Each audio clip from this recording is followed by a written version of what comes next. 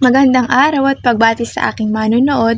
Ngayon ay nandito tayo sa Masiway Dam sa Pantabangan River at kasama ko nga po pala ang aking love of my life, ang masipag na aking cameraman. Ito ay matatagpuan sa Nueva Ecija. By the way guys, 4:30 AM na kami umalis sa bahay at 8 AM na kami nakarating.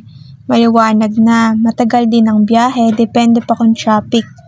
Pero sulit ang pagod at paghihintay pagdating dahil sa magagandang tanawin na sasalubong sa inyo. Bakit nga kaya kilala ang Nueva Ecija bilang Rice Granary of the Philippines? Suriin natin ang istrukturang ito at makikita natin ang kasaysayan at kahalagahan nito. Kaya kahanga-hanga ang dam na ito.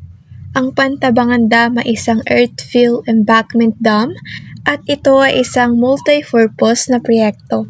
Nagbibigay ito ng tubig para sa irigasyon ng ating mga lupaing sakahan. Kaya naman, Nueva Ecija ang rice granary. Isa rin itong pangunahing bahagi ng pagkontrol sa baha.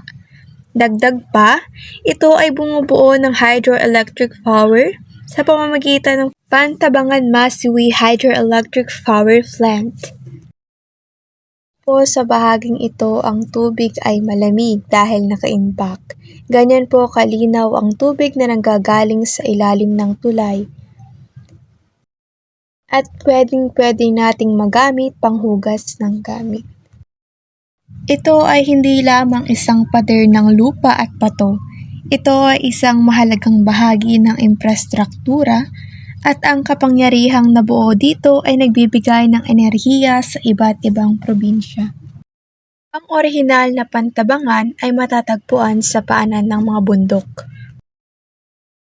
Higit pa sa engineering at kasaysayan nito, ang Pantabangan Dam ay isa ring ecotourism spot. Ang reservoir na madalas na tinatawag na Pantabangan Lake ay isang napakamanghang nag-aalok ng isang matahimik at magandang escape. Perpekto para sa isang weekend getaway. Nakakapagtaka kung paano ang isang lugar na itinayo para sa kapangyarihan at irigasyon ay isang destinasyon para sa mahilig sa kalikasan at isang pinagmumulan ng pagmamalaki para sa Nueva Ecija. Ang Pantabangan ay ang pinakamalaking bayan noon sa Nueva Ecija, panahon ng pamamahala ng mga Kastila sa bansa.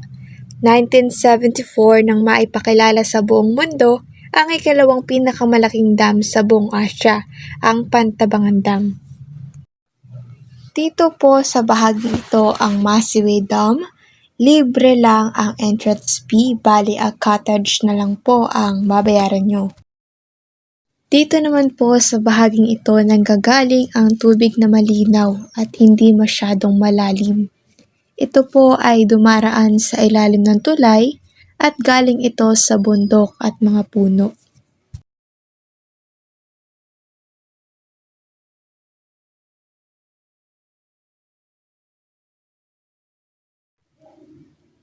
PM pauwi na kami niyan, tapos nadaan kami sa Pantabangan View Deck, kaya nag-picture-picture muna kami. O diba? At sobrang ganda guys! Tapos nakakawala pa ng pagod, ang ganda pa ng mga tanawin. Oh, diba? Ang ganda! Tara na sa Nueva Ecija! That's all for today. Bye-bye guys! Aaminin ko pa